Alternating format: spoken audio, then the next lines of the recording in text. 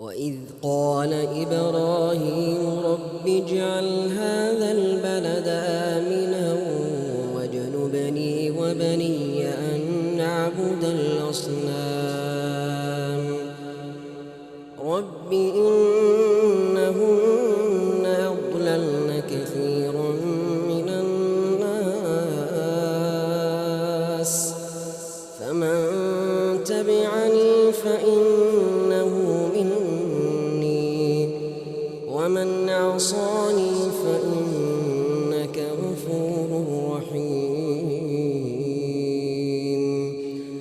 ربنا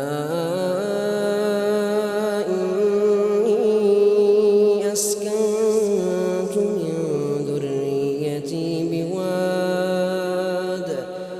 بواد غير ذي زرع عند بيتك المحرم ربنا ليقيموا الصلاة فاجعل أفئدة من الناس تهوي إليهم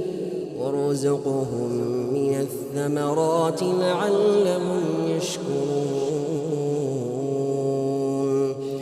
ربنا إنك تعلم ما نخفي وما نعلن وما يخفى على الله من شيء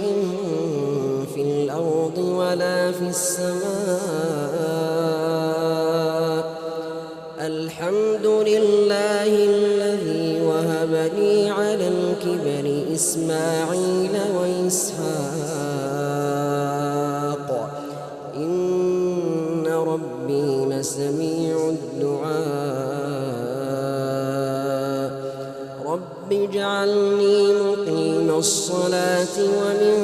ذريتي ربنا وتقبل دعاء ربنا اغفر لي ولوالدي وللمؤمنين يوم يقوم الحساب